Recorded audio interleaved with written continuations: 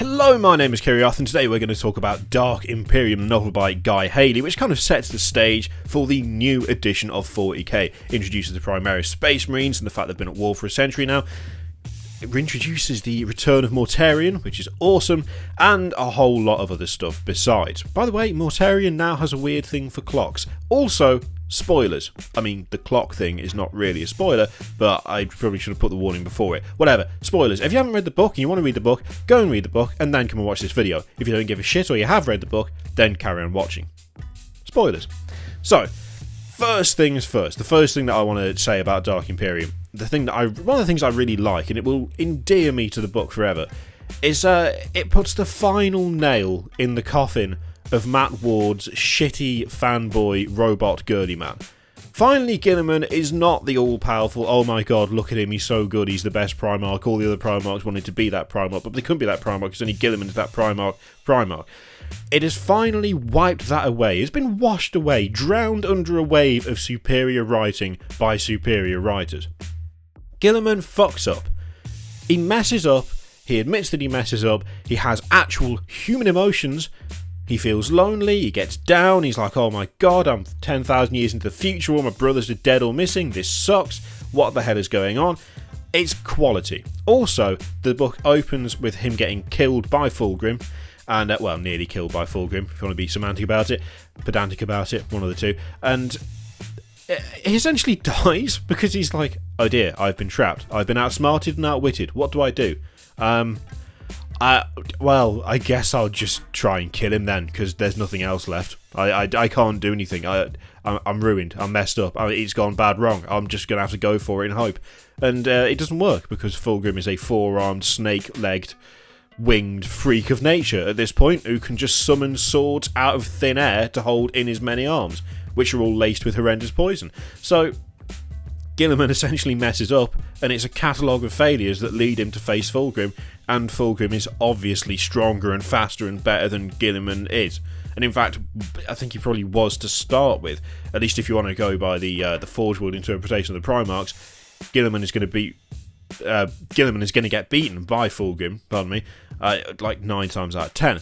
So I like it. It's good. Matt Ward's shit Guilliman is dead. He's gone. He's buried. He disappeared. No, it doesn't matter anymore, because we actually now have a proper raw-butt gorilla man with actual human flaws and emotions, like every other Primarch had been given, but for some reason Matt Ward decided Guilliman didn't need. But that's gone. So, first impression of the book was like, fuck yes, this is a Primarch I can get behind. He's not some all-powerful idiot, because he's not. Now, Guilliman does not do well, right? Just going to put that out there right now. Funnily enough, being the only superhuman in the 40k universe, apart from his demonic mental brothers, does not do much for Guilliman's state of mind. He, for some reason, feels incredibly lonely, and a bit down, a bit sad, a bit depressed, a bit sort of incandescent with rage half the time, because everyone around him is a fanatical, emperor-worshipping idiot that he has zero tolerance for, but has to have tolerance for, because he's already struggling to hold on to power as it is. Because funnily enough, people don't like it when things have been running nicely for a couple of thousand years. Their family have been, they've been in a position of power, and then some 12-foot tall dude who's just been resurrected from the dead tells him to fuck off because he's in charge now. He has got to play politics quite a lot, and he doesn't like that, which I think is absolutely fair. Also, he wants to get the 500 worlds back together, but he's got to deal with the same shit. He's got to deal with families who've been in power for generations who just go, no, I don't accept that, we weren't part of the 500 worlds, fuck off. He knows they are, he knows they were, and now they're refusing to come back into the fold. Guilliman is actually a really well-written character in this book, because he suffers from all the things that you would assume someone would suffer from if they woke up 10,000 years into the future and they were just by themselves and having to deal with a completely different universe with completely different people. He struggles. He severely struggles, which is great because he needs to, because anything else would just be crappy and one-dimensional. He's actually a three-dimensional character, which is fantastic. There are hints in the book, I'm afraid, that do suggest that he more than slightly favours the new Primaris Space Marines. My my comments on the last couple of Primaris videos have been that I reckon that the Primaris line is the new line of Space Marines. Those are the new models you're going to get, that is the new lore you're going to have, and the actual original stock, old stock Space Marines are just going to vanish. They're just going to die out.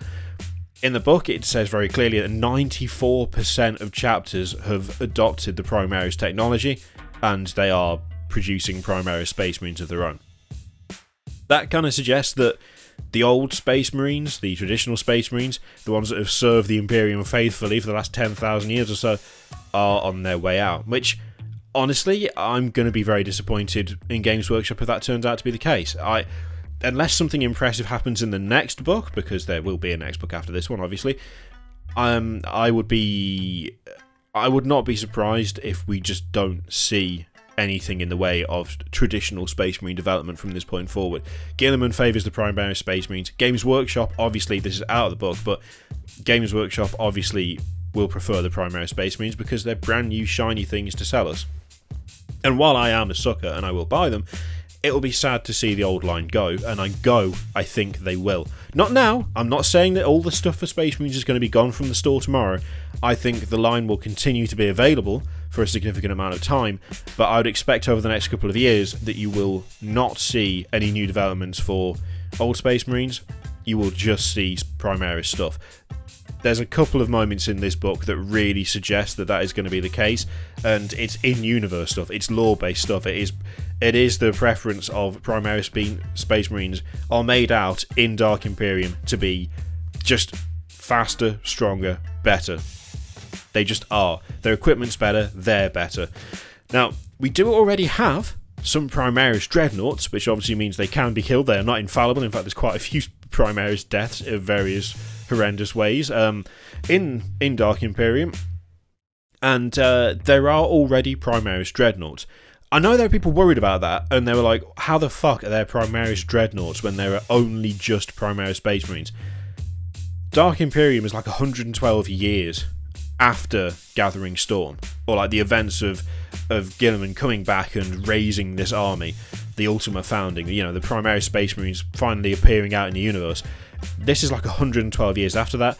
It's been the Indomitus Crusade for that length of time, so they've had a good century of warfare, and funnily enough, all the hypno bullshit in the world does not actually make up for a lack of combat experience.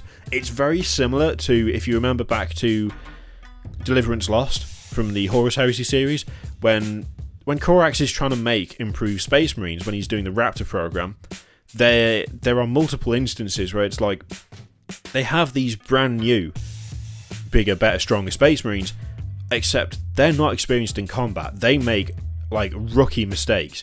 They fuck up. They have got an innate knowledge, they have got a bit of training, but when it comes to actual combat situations, they are reckless, they're careless, because they are bigger, better, stronger, and they make mistakes. They still make mistakes. Primaris Space Marines are not some like invincible god force. They still fuck up, which I'm honestly glad to see that, and I'm glad that it was emphasised that there are already Primaris Marines in the Redemptor Dreadnoughts, because otherwise it'd be very easy to go, oh, here we go, they've fucking Games Workshop have done it again. They've done the tie-in novel where, funnily enough, the good guys are way stronger than the bad guys. Actually, from the battles in the book, a lot of the time the Primaris Space Marines are winning not just because they're bigger and better and stronger, but because they also vastly outnumber the Chaos forces they fight against, and they still take losses. They still take serious losses, so they're not being made out as this kind of crazy, all-powerful new unit. They are better, but they're not that much better. Like, Death Guard, especially in Dark Imperium, are solid as fuck. They are ridiculously hardcore. Nothing short of a plasma, like a plasma blast from a plasma gun, is taking out Death Guard in the book, which is really good. I think it's excellent. I think they've shown that, yeah, the Primaris are solid. But look what Chaos has done to these guys. Chaos has turned Death Guard into just walking tanks, who, yeah, bits might get blasted off them, but that doesn't really matter because they can't really die unless the head goes or the body explodes, which is usually what it takes to kill them. So, yeah, Primaris Space Marines, they're made out to be like way better than normal Space Marines, but they are not so massively overpowered that they're just wiping out everybody on equal footing. It is very much a case of there's more of them, and numbers play a significant part.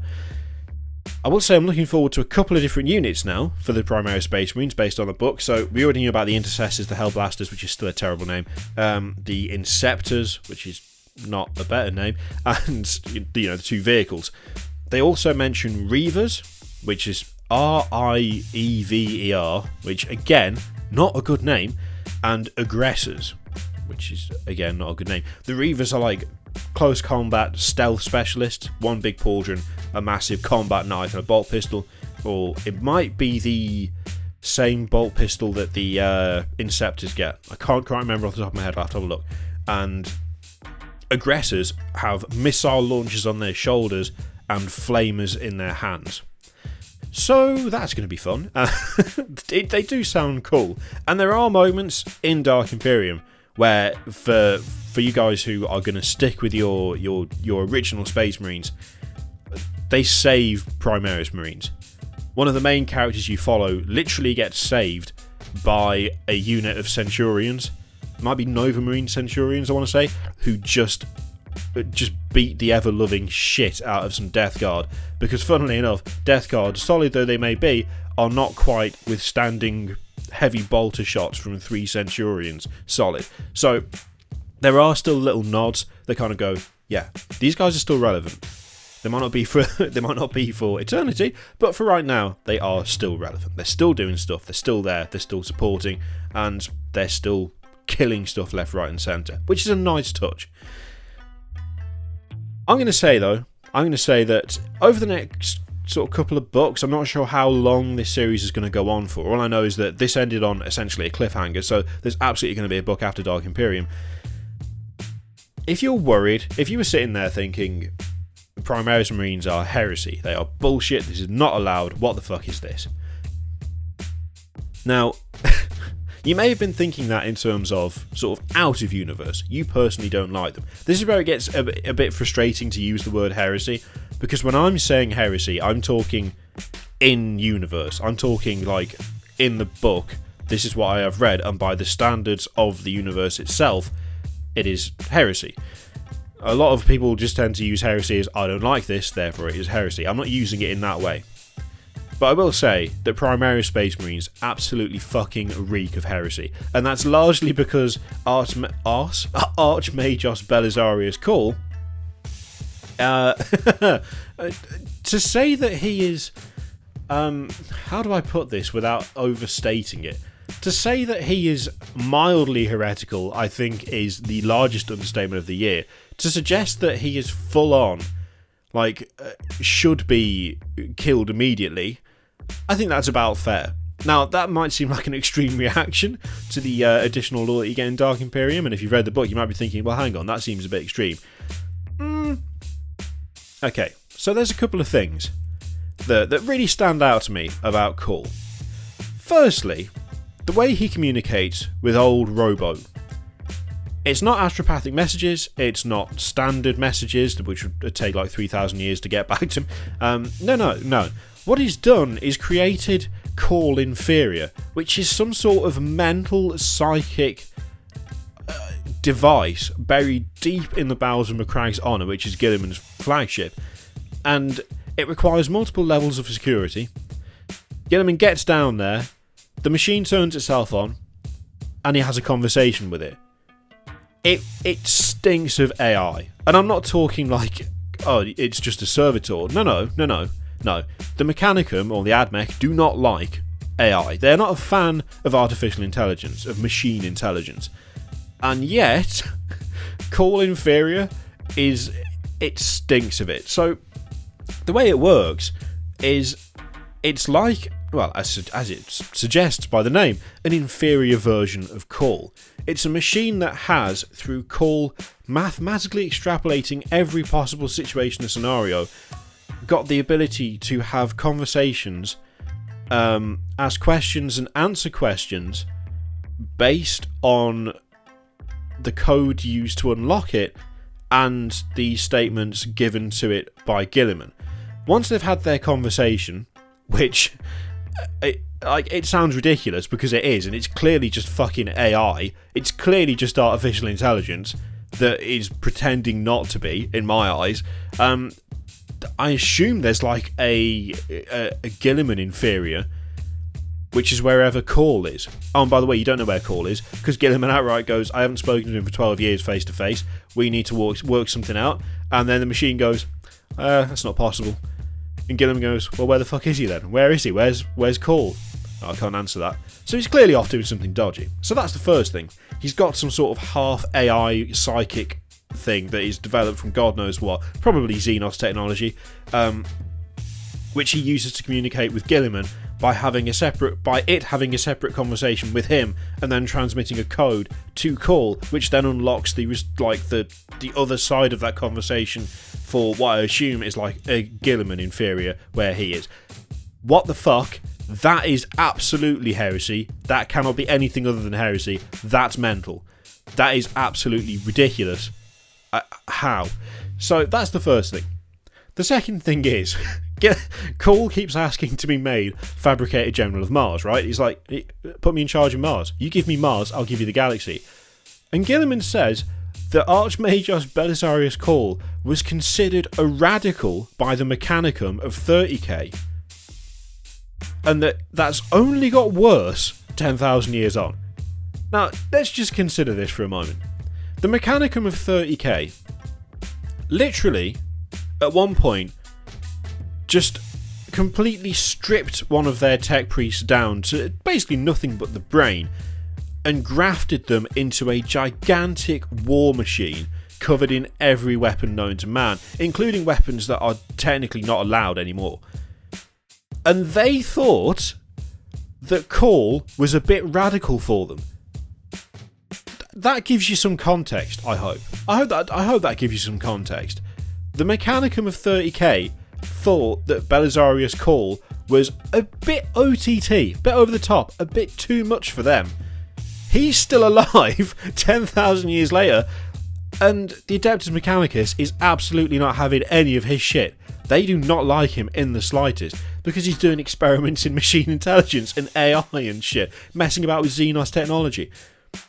Okay, so those are the two points. There's also a third point. And the third point is that he's actively attempting to replicate Necron technology in order to close I forgot what they call it. What the fucking just big rift down the middle of the fucking galaxy. I've forgotten what it's called. He's trying to close that by replicating Necron technology. So he is actively taking Xenos technology and trying to make his own version of it. That's not allowed. That is not allowed. No, that's heresy. So I'm like 3 for 3. Cawl is just heretical so far. He's an absolute heretic, which I'm loving, but Jesus Christ. Fourth point, and this is my favourite. He hasn't just made Primaris Space Marines out of loyalist chapters. No. Oh, no. I mean, you've got your Ultramarines, your Salamanders, your Space Wolves, your Blood Angels, you've got your Iron Hands, all the rest of them. You've got all of the original legions who remain loyalist, obviously. Except he didn't really stop there. What he's done is he's also taken the legions that turned traitor and made Primaris Space Marines out of those, and the 2 legions that got wiped out, that the Emperor just destroyed, got rid of those 2 Primarchs. He's made Primaris Space Marines out of them, or at the very least, he has experimented with the gene seed enough that he is convinced that it is stable, that it is usable, and he wants to use that shit. He is desperate to use it. He says the gene seed is fine, the Emperor's work is fine, the science is fine, it was the Primarchs that fucked up. We should be using this. And Guilliman's like, no, absolutely not. And then, the interesting thing for me is that Cawl says, you say that, but plenty of chapters that have been founded from your gene seed have turned traitor. And Guilliman is going, no, you still cannot do that. What the hell are you doing? I mean, come on. By the next book, we are going to have Primaris Chaos Space Marines. We must have. There's going to be some sort of disastrous issue with that gene seed that just causes them to go apeshit, and they will full on join Chaos. If anything else happens, I will be incredibly disappointed, because it's not even open to interpretation, is it? It should just happen. It should be that gene seed is inherently flawed, that those legions would turn to Chaos one way or another. Especially like the Thousand Suns. I'm sorry, I know they meant well, but fucking hell. They were so deep in the warp. Their eyes weren't even poking out above the surface by the end of it. If they don't do something with this, if they do not create some sort of war from within caused by Primaris Space Marines that Cawl shouldn't have made in the first place, turning traitor, I will be massively disappointed. Even if that takes the place of the civil war that I was hoping they were going to do, which based on Dark Imperium actually looks very unlikely now. I think there's still a possibility of it. As I said before, Guilliman is trying to bring the 500 worlds back together, trying to reforge his original empire within the Imperium, and there's resistance to that. I kind of thought to myself, oh, maybe that's going to be the catalyst for the Civil War. Also, talk about self-serving interest a little bit. Guilliman takes a bunch of Primaris Marines that have his gene seed, and he founds is it 8 or 10 chapters, one of the two. So he suddenly has thousands upon thousands of Primaris Space Marines that are descended from the Ultramarines that are stationed in the 500 worlds. He's building a legion back. He's saying he isn't, but I think he is. He doesn't state it explicitly. It's not like, oh yeah, Guilliman's built a legion. But it feels like that. Understandably so, I think. Finally, so we've established. Do a brief recap before the very end. So, Matt Ward's Guilliman is dead. He's gone. The proper Guilliman is here. The proper Guilliman has character flaws and a 3-dimensional character. It's good. I like him. Cawl is an absolute maniac, like a full-on crazy, and he is full of heresy. Okay? The Primaris Space Marines most likely will be replacing Space Marines over the long term, and I would expect that actual product support in the real world, so to speak, will eventually die out for the OG Space Marines, which I don't agree with. I think it's a shame. Guilliman is trying to rebuild the 500 worlds with his own little army of Ultramarine successor Primaris Space Marines. Finally, Mortarion is absolutely back. He's back, he's loving it, he's living it large. He spent 1,000 years tracking down the soul of his adopted father. And then once he found the soul of his adopted father, he trapped it in a glass jar, and for another 1,000 years tormented it with various plagues, poisons, and diseases. So that's nice. He's been having a grand old time. And he's also got a weird thing with clocks now. There's clocks everywhere in his personal sanctum on board his flagship. There are just clocks galore. Don't understand where that's come from. That imagery has come out of fucking nowhere. Don't get it, but okay, fair enough. And by far my favourite interaction of the entire book comes between Mortarion and Typhus. They've joined together along with a massive greater demon of a Nurgle, and they're going to invade. They're going to go after Guilliman. They're going to trash his little empire. They're all over it. Plagues everywhere. Death, destruction, you name it. They have a plan. Mortarion wants to change the plan. Typhus says, and this is not exactly a quote, but it's as close as. Typhus essentially says, I am Nurgle's most favoured son. I delivered the Death Guard to Nurgle. You are merely a trophy. Can we take a moment to appreciate how fucking badass Typhus is? Typhus has just told his Primarch, the father of his legion, that he is better than him, Nurgle likes him more, and that Mortarion is essentially Nurgle's trophy wife. What an absolute lad. What the fuck? It's an awesome exchange, and Mortarion obviously isn't happy about it, but it just goes to show that whilst Magnus and Ahriman have kind of come to a bit of an agreement, they're working together for the moment. That is not going to happen across every traitor legion as they come back into the limelight. They're not all going to, make good and fight together despite everything. Typhus has very little but contempt for Mortarion. Typhus thinks he's stronger, he thinks he's more favoured, and he tells Mortarion this and then just fucks off. He's like, no, I'm better than you, you suck, you're just a trophy, fuck you, and then he leaves. That is hardcore. I'm absolutely loving it, and I really want to see more of that kind of dynamic. As more of these books come out and as more Primarchs appear, I want to see more of that kind of dynamic where you've got Chaos are just fighting amongst each other, the Imperium is fighting back against Primarchs coming back. I want to see stuff like, for instance, Marnius Calgar, decent guy, a bit OP, but whatever. I mean, just over the grand total of what he's done. Yeah, I mean, the guy is ridiculous. He's happy Guilliman's back, but he has flashes of resentment. He has these moments where he's like, you know, this used to be mine, what the hell is this? He doesn't like the way Guilliman treats some of the stuff that has been held as like relics of a better time, and that's understandable. I want to see more of that stuff. A lot of the Dark Imperium book, I have to admit, is stage setting for Primaris Marines. There's a lot of descriptions of how good they are, there's a lot of descriptions of what they do and how they react and what their units are. The actual character moments of the book are very well done, and they tell a very interesting, a very good tale of, you know, a Primarch essentially lost and alone in his own future that he doesn't know how to handle. You've got Mortarion coming back and wanting to take revenge, except he doesn't have the support of his subordinates, because the subordinates are actually kind of better than he is. You've got Cawl, who, whilst working for Guilliman, clearly is doing his own thing. He also has his own agenda, which, again, I really, really like. The character stuff in there is very good, and it sets the stage. And I'm looking forward to the next book. But yeah, those are my main takeaways, really. That Cawl is full of shit, he's full of heresy, he's doing stuff for Guilliman, but he's clearly got his own aims in mind. Guilliman doesn't trust him, Guilliman wants to carve out his own empire again, reunite the 500 worlds, and he's founded way too many Ultramarine Successor Primaris chapters, which is not going to look great.